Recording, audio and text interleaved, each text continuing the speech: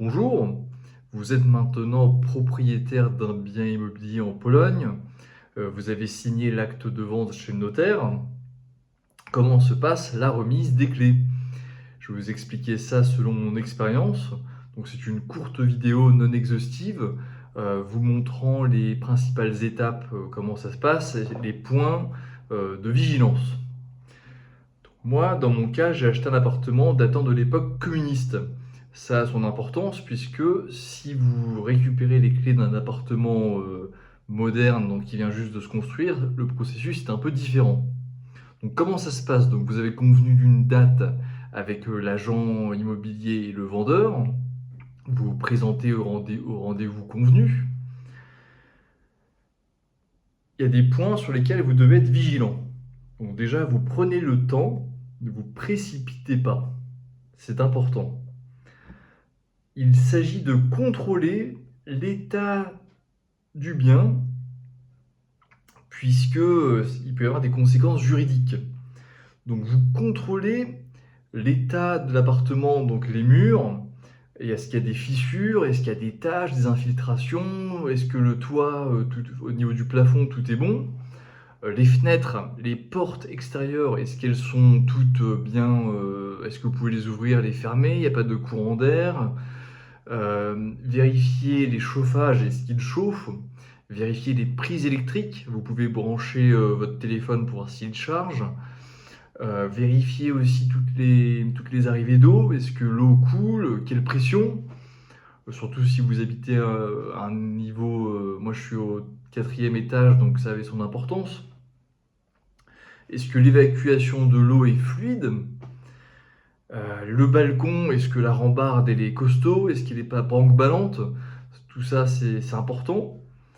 Et ensuite, le plus important, les compteurs. Donc vous procédez avec l'agent immobilier au relevé des compteurs, donc eau chaude, eau froide, électricité. Moi, j'ai pas de compteur à gaz, puisque c'est un appartement qui date des années 60 et qui bénéficie du chauffage urbain, hein, c'est ogrzewanie miejskie, donc c'est relié à la chaufferie. Donc c'est le chauffage de la ville. Donc j'ai le chauffage, on peut dire illimité, j'ai un forfait. Donc peu importe de ma consommation, le tarif est toujours le même. Donc on peut dire que c'est presque un luxe à l'heure actuelle, avec la précarité énergétique et le prix du gaz qui est soumis à enfin, une forte volatilité. Donc voilà. Donc une fois que vous avez tous ces éléments et que vous avez noté les relevés, vous signez le protokół zdawczo-odbiorczy, donc qui mentionne l'état du bien, les éventuels défauts. Bon, dans mon cas, j'ai pas vu de défauts majeurs, hein, bon, après, il y a quelques, un peu de peinture à faire, mais ça c'est normal, hein, il n'y a rien de sérieux là-dedans. Je veux dire, c'est de l'occasion, c'est de l'ancien, donc c'est normal. Donc vous signez le protokół zdawczo-odbiorczy. Une fois que vous avez signé ça, vous devez donc passer les contrats d'énergie à votre nom. Donc le fournisseur d'électricité, dans mon cas, c'est Tauron. C'est l'un des fournisseurs majeurs en Pologne. C'est simple comme bonjour, en fait, c'est l'ancien proprio qui est allé sur son espace personnel. Moi, je reçois un lien sur mon mail, donc je clique sur ce lien. Et après, j'ai simplement à changer les données, mais en quelques minutes, c'est fait. Donc c'est simple comme bonjour. Donc ensuite, vous devez aller à la spółdzielnia mieszkaniowa, ce qui correspond à la copropriété. Vous y allez donc avec le protokół zdawczo-odbiorczy, avec des compteurs d'eau, eau chaude, eau froide, et votre pièce d'identité et l'acte de notaire éventuellement. Et donc ensuite là-bas, donc vous déclarez comme quoi vous êtes le nouveau propriétaire.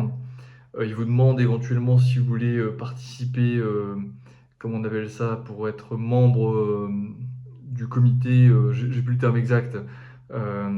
Si vous voulez participer, enfin vous représenter au niveau de la copropriété. Donc une fois que vous avez fait ça, À partir du mois suivant, c'est vous qui paierez le czynsz. Le czynsz, ça correspond aux frais de copropriété, donc entretien du bâtiment, des espaces communs, tout ce qui concerne les déchets.